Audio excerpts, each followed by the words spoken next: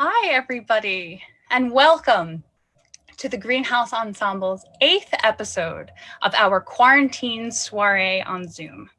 I'm your host, Rihanna Armelino, and I am streaming live from the beautiful city of New York. Tonight, we're sharing Small Talk by David MacGregor. And this is a really special piece to me personally. Small Talk was part of, I believe it was our first soiree that we did. And it's actually the first piece that I ever directed. And so it's really exciting for me to be able to see it now, to see it again. I haven't seen it since then. And I made it a point not to watch any of these rehearsals so that when I experience it now, I'll really be experiencing it for the first time since I directed it, which is exciting. Tonight's performance is directed by Charlie Anderson, which is also fun because Charlie was in the second play that I ever directed, which was also written by David MacGregor, and it's called Immersion Therapy. And there's going to be some fun things coming out of immersion therapy with Charlie in the future, so you'll have to stay tuned for that. Tonight's performance features Julianna Pica, Allie Kroeper, Curtland, and Allan Greenberg. If you would like to contribute to any of the artists involved tonight, you can do so in two really easy ways. The first way is to go to our website. It's greenhouseensemble.com/support us. And there you can make a tax-deductible donation directly to the company. Or you can simply Venmo us. It's at Greenhouse Ensemble. And now, without further ado, we're happy to share Small Talk by David MacGregor.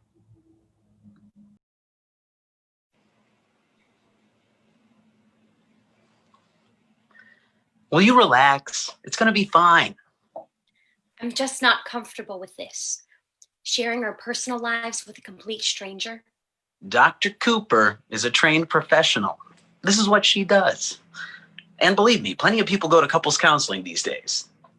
But it just seems weird. It's going to make me seem weird because I can't. Rachel, Anthony, I'm Dr. Cooper. It's very nice to meet both of you. So, what is it I can help you with today? And there's no need to be shy. Trust me, I have heard just about everything a human being can possibly hear. I don't judge, I don't preach, and I don't call the authorities. Kidding, I'm kidding. That's just an old therapist joke. The relationship between a therapist and her clients is inviolate, like between a priest and a penitent. Is it communication between you? Finances? In-laws? We're not actually married yet. Okay. Is it sexual? Issues with intimacy of some kind? It's... Rachel has this issue when it comes to... She can't seem to... God, this is embarrassing. Then can we just go? We don't have to do this. Yes, we do. Pretending it's not an issue is not going to solve anything. Go on with what you were saying, Anthony. It's small talk. Rachel can't make small talk. I see. And I'm a lawyer, hoping to be made partner in the next year or so, which means a lot of social functions and whatnot. My firm is very big on spouses and families being a part of our gatherings. And Rachel, did you want to say something? It's okay. We're all friends here and nothing leaves this room. It's not that I don't. I mean, I try. I do. I really do. But you just can't. And what I do in my profession, the people will be with socially, you have to make small talk. It's just the way it is. Okay, then. I understand where we're at. And let me assure both of you, this is not uncommon. I've dealt with many cases like this. You have? Absolutely. Now let's just do a quick little assessment, shall we? Because just as with most conditions, there is the issue of degree. There are mild cases, severe cases, and everything in between. So, Rachel, let's you and I engage in a little small talk, shall we? Do we have to? Maybe we could try this next week? Just relax. Everything is going to be fine. Now, let's pretend we're at a cocktail party and we've just met. Oh my God. You see what I mean? Come on now, you can do this. Deep breath. Good. And here we go. Nice weather we're having. Okay. Did you happen to catch the last episode of The Tiger King? I don't really watch TV. Oh, yeah, me neither. Who has the time? But did you see those pictures of Nick Jonas and Priyanka Chopra on the internet? I don't know who that is. Boy, can you believe the price of gas these days? I don't pay any attention to the price of gas.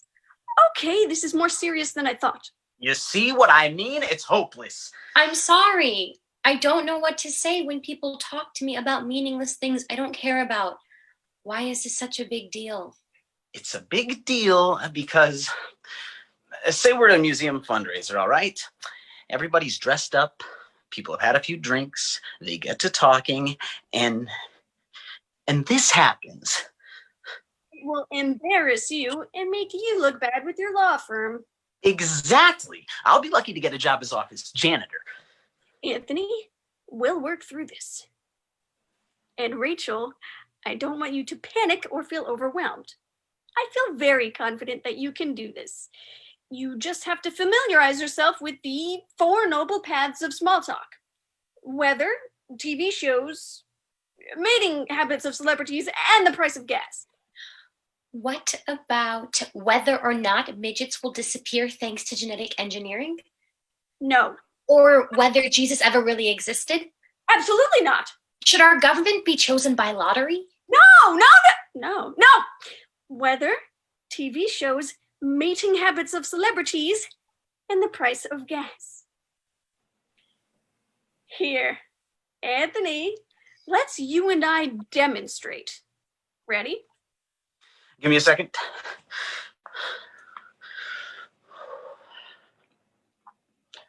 Okay, let's do this. How about this weather we're having? I know, right? Still, it's not so bad. I heard it was 30 below in North Dakota this morning. Oh my God. I mean, seriously, why does anybody live there? Because they have to, I suppose. The good thing is gas is insanely cheap in the Dakotas. Is it really? I can't believe how much I'm paying these days. I know, right? And did you see the 2020 piece on solar-powered cars? I did. In fact, I heard that Nick Jonas and Priyanka Chopra ordered one, and those cars don't even exist yet. Hey, with their money, why not? Right, exactly. There, you see? That wasn't too hard, was it? You guys are so good. You make it look so easy. Now, did you notice what I did there? Because this is very important. On the third part of the conversational exchange, reach out and touch the other person's arm. It's a reassuring physical gesture that communicates comfort and intimacy. Okay, 4 noble paths, arm touch, third part of the conversational exchange. Got it. Now you need to try. Danielle, are you busy at the moment? Okay, is anybody else out there? No, that should be fine. In fact, that's perfect. Tell him it's just for a minute or two. Good one, Danielle. Did you want to see me? Yes, come in. You're a delivery man, yes? Right. What's your name? Matt. Matt! What a wonderful name. So, Matt, as a delivery man, you must make small talk with people on your rounds. Not really. Oh, come on now. You go into an office, you hand a package to a secretary or a receptionist. What do you usually say? Sign here.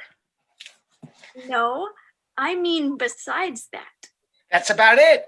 I'm a delivery guy. People usually don't want to talk to me very much. Really? Why not? I don't know. I guess I'm not someone you could network with or whatever. Which I'm fine with because I'm in and I'm out. Well, I'm guessing your job probably doesn't require you to go to museum fundraisers and award dinners. That's a good guess. Well, never mind. We're just doing a little exercise here in small talk. So, let's pretend you and Rachel have just met.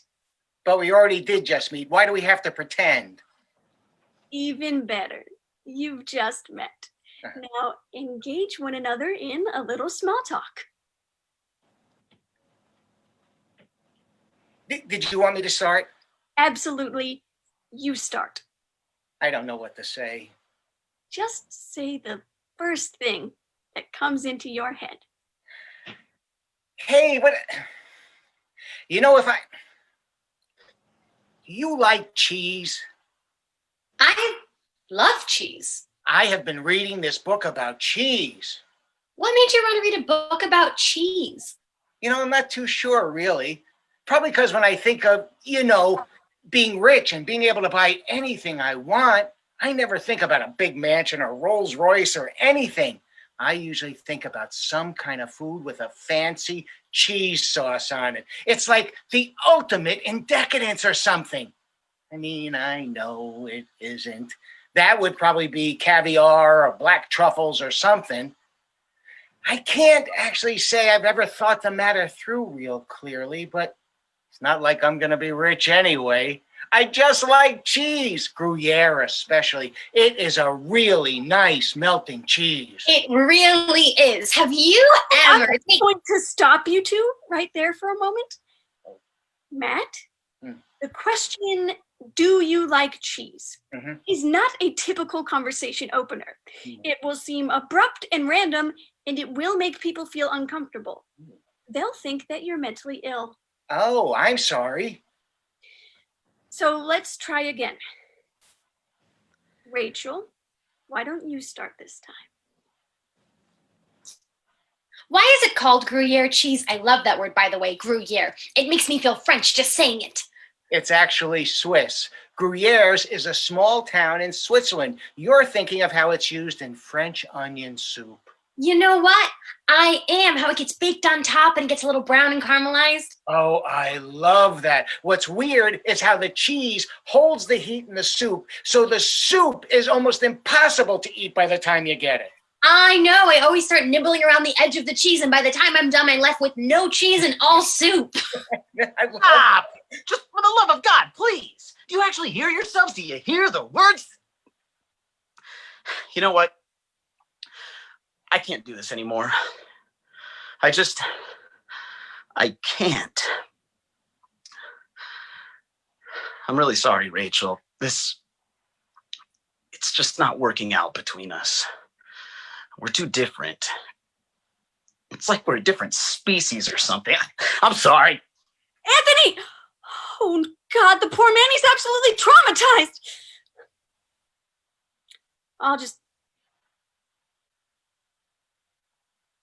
I'm going to check on him. Anthony? I'm not mentally ill, if that's what you're wondering. Oh, no. I never thought that. I'm not mentally ill either, in case you were wondering. So we have that in common. Yeah. Maybe we have other things in common. Maybe. Gruyere?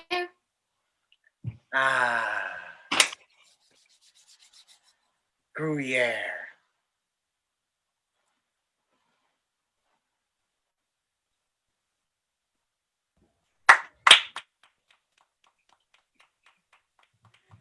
Great job, everybody.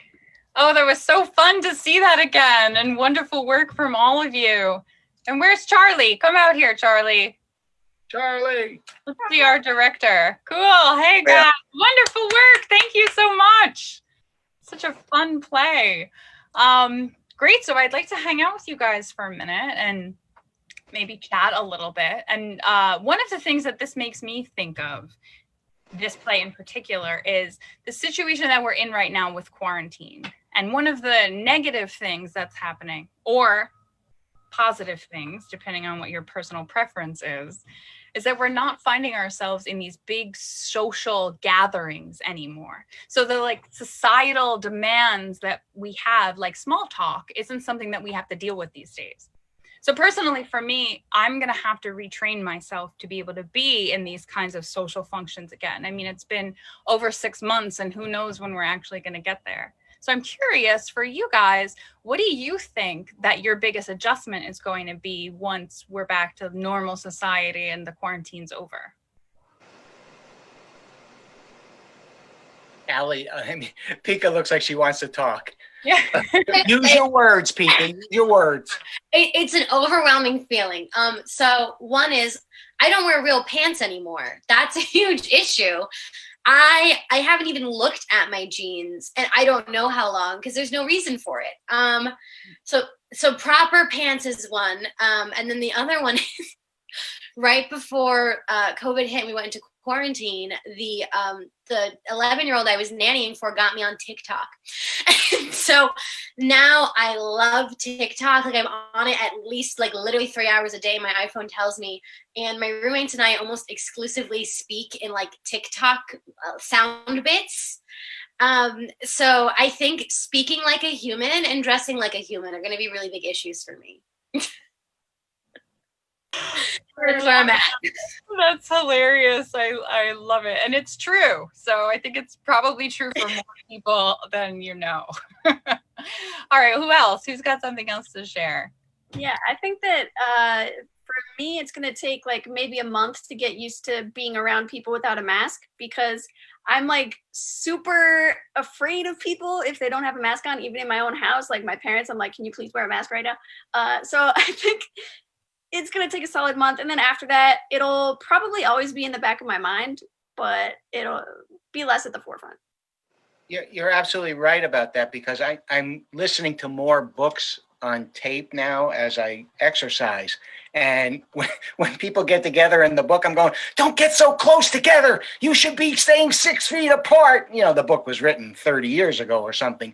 But I'm you know, this whole muscle memory thing following 9/11 and now with this pandemic, it's like we have to get so used to new things. And like you, Allie, and I'm so fearful of that month when we got, but I feel like it's going to be more than a month. I feel like I'm going to be looking at people different. I'm going to be acting different. And I'm also nervous about the profession we're all in because you know, theater and film and TV, you know, like the schools, no one knows really what to do. And I think a lot of people are going to be probably leaving this profession because, you know, I think it's going to get smaller and I'm afraid what they're going to start doing digitally and using less actors and using more technology, which you know, when we're doing the Zoom thing, which is great, but oh my gosh, is this going to be the wave of the future? And as much fun as we had as a group, you just miss that personal contact and being with people live. So I think it's going to take a while to adjust, and that makes me nervous. I can't wait to be, though, in a movie theater or a Broadway theater again. Yeah, on piggybacking on you, Allan, I would say that not being around people, it's the first time in my adult life that I've really been able to hear myself think.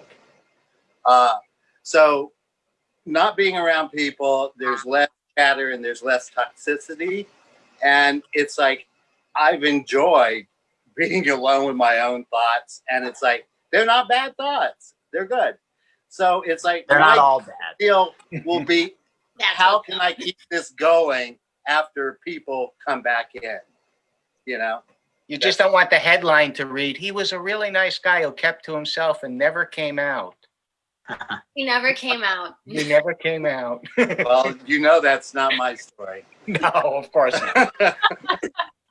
Yeah. That's really interesting, though, Charlie, to think about how we're going to keep the things that we gained by being by ourselves and yet at the same time be able to be all together again. I think it's going to be a really interesting time for all of us to discover new things.